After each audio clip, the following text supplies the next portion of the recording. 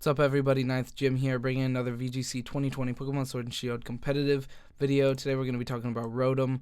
More importantly, the Wash Rotom is going to be the focus of today's video. I will likely do a video on these three forms, the Fridge, Heater, and the Mower. But today we're going to do Wash Rotom, as it's my favorite. It's, in my opinion, most likely the most versatile, most powerful one.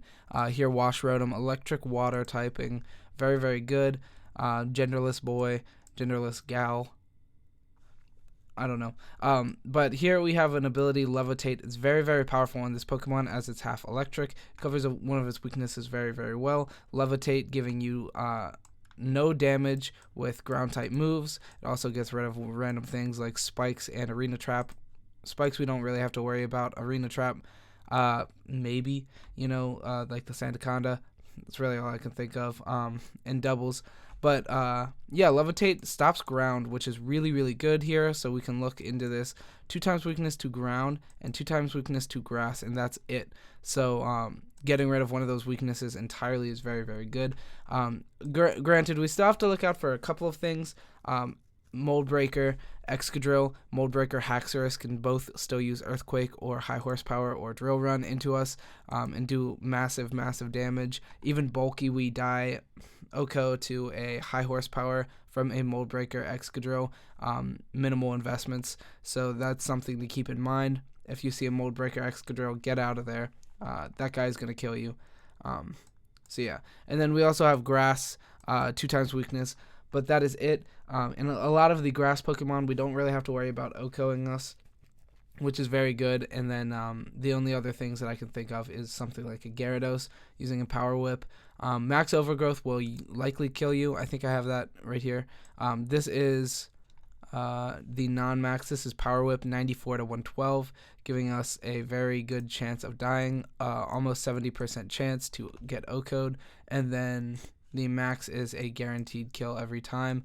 And this is the this is the unbulky one. Only 76 HP. So let's go ahead and do 252 as well. Still giving a chance to OHKO, 18% chance, most likely not going to OHKO with max overgrowth and no chance to power up knockout. And then Thunderbolt, like, clearly return OHKOs them. And that's with minimal investment, 100. We're using Calm. This is the rather defensive, bulky variant. Anyway, we also resist a lot of stuff. We have resist to fire, water, ice, flying, and steel. I was going to say, I knew there was one more. Steel, like, double resist. So we're really not worried about a lot of other things here. And if it's not Mold Breaker, Excadrill, it doesn't threaten us at all. Steel does nothing to us. Rock does nothing to us. Well, I mean, Rock Slide is just neutral to us, but it's okay. So yeah, we have a lot of things that we can switch in on comfortably. Something like an Arcanine, because even it's like if it has Wild Charge or Close Combat, it's just 1 times. And then like any of the flying boys like Braviary, even Close Combat, like I said, is just 1 times. And a lot of stuff, just a lot of stuff in general. This Pokemon is very, very versatile. So let's go down to its stats here for 1 second and look at that. Can you see it? Yep. So form changed, boys. We have 86 speed, which is fairly good speed. With Scarf, we're hitting that 226. 226 speed here with Scarf and maximized investments. Being able to outspeed almost all of the meta. Scarf, Thunderbolt, Scarf, Hydro Pump doing a lot of damage. Also, of course, putting in Will-O-Wisp into Scarf builds is very, very powerful as well. Locking it in is okay in a format that is so physical, so physically oppressive. So that's very good. And then you can just switch out.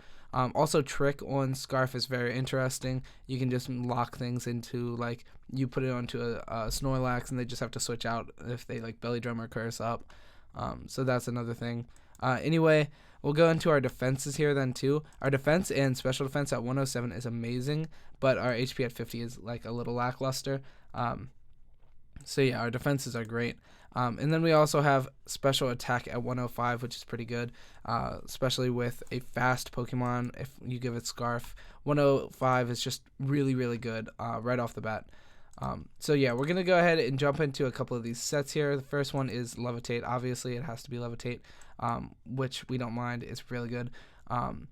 We're using Choice Scarf on the first build here, using Thunderbolt, Hydro Pump, Trick, Will-O-Wisp. Like I was saying, Thunderbolt, Hydro Pump is very good, very fast with the 226 speed tier, and using Trick to switch out and like maybe stop some Pokemon from really doing anything, and then also Will-O-Wisp, which is very good right now. Like I was saying, very, very physical format. If you go into here, looking at this, this is most likely physical, this is physical, this is physical, this is Tyranitar's physical, Snorlax physical, Dracovish physical, Corviknight, Rhyperior. You just go down like Picolytics and you see everything. Not everything, but a very vast majority of most used Pokemon are going to be physical. So Will-O-Wisp is just very, very powerful in this format. Anyway, moving into our stats here. This is a pretty basic one. This is just the most used in general. Usually what you'll see, Choice Scarf, max invested into special attack and speed, and then timid nature so that you can get as fast as possible. With Choice Scarf, this is going to be the mirror match against Rotom. A lot of the time is what you're going to see. Rotom-Wash. Another big set is the fairly bulky one. So 0 into that, and 0 into that, and timid. We're doing about half of our percentage with Thunderbolt, and that's a 2-hit KO. So a decent percentage to hit the 2-hit KO in the mirror match with this build. So that's something to keep in mind. Timid, just fast and strong, is pretty good. A pretty good way of playing this Pokemon in general. Choice Scarf being able to trick it around and doing a lot of damage, pretty good. Our second build here is the fairly bulky version of this, where we are 252 invested into HP and then just 252 into special attack. Running modest, we're not caring about speed as much. Our base 107 is pretty decent. It outspeeds all of the low speed Pokemon and a lot of mid speed Pokemon, so that's good. We're using Citrus Berry here. This could easily be Wiki Berry as well.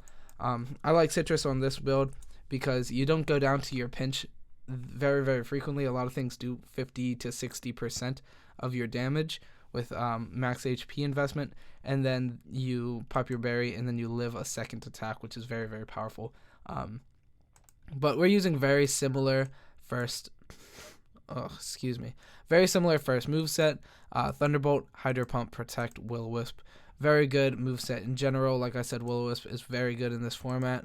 Protect is good, especially with this Pokemon, because you live a lot, you protect and get some more residual damage with the Will-O-Wisp, and your partner Pokemon gets to really go into effect. And then these are both just good stab moves. Hydro Pump is the only water move we get. That's why I'm using Hydro Pump. It would be really cool if we could get Scald, but we can't. And then Thunderbolt, this could easily be something else as well. If you wanted to play Volt Switch, you could. If you wanted it to be Discharge, you could. I just like Thunderbolt because it's constant. You know exactly what you're using, and it's very good in general. For our third build, this is the more bulky variant. This is the first good bulky variant on Picolytics. 252 into HP, 76 into defense, 100 into special attack, 20 into special defense, and then our nature is also calm, so it's plus and minus into attack. And then speed has 60 investment. It's pretty good overall. I don't know exactly what it's outspeeding or living, but I put a couple of calcs in, and it's pretty relevant actually. The 76 defense helps you live certain attacks, and 20 plus helps you live certain attacks, I would imagine. But overall, this is another build that is pretty supportive, pretty bulky. Thunderbolt, Hydro Pump, Protect, Light Screen. This could be something else as well. This could be something like Ally Switch if you wanted. This could be the same Will-O-Wisp, the Light Screen. This could even be something like Volt Switch if you wanted to be a little spicy. I like it being a support attack, you know, like Light Screen. That's why I had it on initially. I think it's pretty powerful, especially on a 20 plus build of this Pokemon. So yeah, and then our last one is Overflow. Here we have Choice Specs. This is another option, especially for the Trick variant. Being able to trick that onto a physical attacking Pokemon kind of really nullifies a lot of the point of the Pokemon is pretty good in general. And then Volt Switch, like we were saying, this is useful. So it's Discharge, it's pretty good. And then Ally Switch for the support builds, and Nasty Plot. If you think that you're going to get into positions where you're just not doing any damage, Nasty Plot is very powerful. It's also good when your opponent's taking a setup turn. You can Nasty Plot, and then you can just sweep everything for the rest of the game, which is pretty good. I've seen Nasty Plot played. I've played Nasty Plot on Rotom-Wash. It's pretty nasty. So yeah, keep that in mind. Anyway, we got a couple of calcs and some stuff here. So 226 with Scarf, Darmanitan, Scarf Inteleon, Unburden, Hawlucha, and Sandrush Excadrill all outspeed you. Excadrill is kind of not a worry since if it's Sandrush, then it's not Mold Breaker. So don't really worry about that guy. Not worry, that guy. That was bad English. But anyway, don't worry about this guy. He's really not that scary. Rock Slide does like 30-40%, which you live pretty easily, and then Hydro Pump just deals a lot more damage, which is pretty good. Unburdened Hawlucha is a little bit of a problem. It's not a huge problem, as we do OHKO him with the Thunderbolt, and he can't really do anything to us, like at all. After a Swords Dance, it could be dealing some damage here. So attack +2. Then we're really scared of High Jump Kick, and especially Max Knuckle, stuff like that, which is pretty scary. But yeah, like it's really only if they do that. So if they start that with Indeedee and Follow Me Up, and we don't kill that immediately, then it could be looking a little bit scary, but Thunderbolt definitely gets there. Guaranteed kill. This is the rather defensive build, so if we're scarfed up, then we're looking a little frayed, just a little bit. So yeah, keep that in mind. But overall, we don't have to worry about the first, we return kill OHKO them, but they don't OHKO us, so that's a pretty good thing in general. And then for our second one here is our Rotom-Wash is doing pretty good damage to Corviknight. Corviknight doesn't have a whole lot of really relevant checks, no quad weakness, and we just hit for a good portion here for 52-62. If it's using a Pinch Berry, then we get to kill it the next turn. If it's using leftovers, we should be able to kill it next turn if we get a medium to high roll both turns. So that's pretty good. And then here, a couple things to really worry about. So I touched on Mold Breaker Excadrill already, but a max attack. This is with Choice Band, but it's doing 165 to almost 200%. So the Choice Band doesn't matter. It's just generic in there. Some will play Choice Band, but not really. But yeah, Mold Breaker Excadrill, high horsepower, into a 0 defense Rotom. It's doing 165 to 196. If we go in here and plug this in, Excadrill, if we're playing Jolly, no Choice Band, still 252. Change that to Mold Breaker, and we're still dying, with it not being plus and also Mold Breaker instead. At that, we're still killing, and then even if they have 0 investments, they're still killing. And this is the not bulky. So if we are bulky, like the 252 and 76, they're not killing if they're uninvested. But if they are invested, I believe they're killing still. Not guaranteed. So it's a 68. But if they're using Drill Run, Drill Peck. Drill Run, they don't kill without crit, but if they crit, which they have a high chance of, then they will kill us, even as bulky. So that's something to keep in mind. And then for our last one here with 0 defense, 252 HP, very mid-range bulk, we have a Darmanitan Galar with hitting superpower. We live it, but it does a lot of damage here, 71 to 84%, so that's pretty worthwhile to mention since it outspeeds us at Scarf. So it can attack and then kill us the next turn, so that's something to keep in mind. Anyway, into our Scarf build, the 0 defense, 0 HP, no investments. A lot of things. Obviously, the Excadrill will still kill. The Darmanitan Galar will most likely still kill. We can plug that in. I don't know if it'll actually kill. With no investments. Superpower has a chance to kill, but it won't guaranteed kill. And then we have a couple of other things here. Vileplume won't kill, but it'll do a lot of damage here. 88 to 105. Oh, it may kill is what I'm thinking, actually. 31.3% chance to OHKO, which is pretty annoying. And then we also have Ludicolo that has a smaller chance to OHKO, but still can OHKO. A 6.3 chance to OHKO, 83 to 100.8. Very small chance to OHKO, but it can. So yeah, at 0-0, be careful of a lot more threats. Everything, all the Swift Swim Pokemon are really scary. Excadrill is obviously scary, although you outspeed it then. And then for our fairly defensive build, here are 252 HP and 76 defense. We have Haxorus hitting 252 plus attack, Earthquake into our boy with Mold Breaker, only doing 57 to 68%, 64% chance to 2-hit KO, so that's pretty good. Not bad, actually. And then 252 plus attack Life Orb Leafeon is guaranteed OHKOing us with Leaf Blade.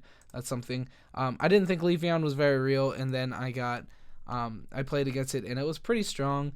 Certain Pokemon just deal with it really well. But anyway, here is my last calc. Is 4 plus attack Mold Breaker, Excadrill high horsepower. This is the Assault Vest bulky variant, so only 4 investment into attack is doing about 85 to 103%, 12.5 chance to OHKO. So you have a chance to OHKO with the Assault Vest variant, but it's pretty slim.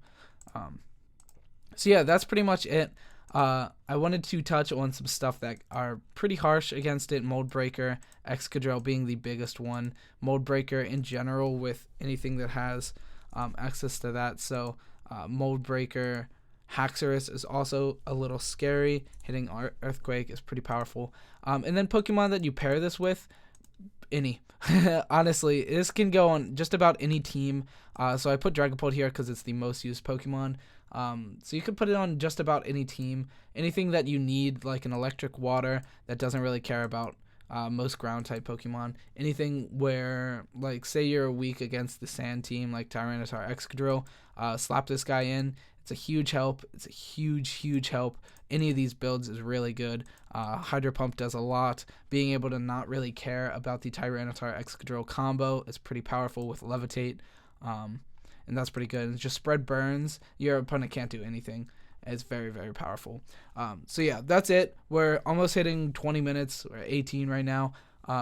So yeah, I'm going to end it now.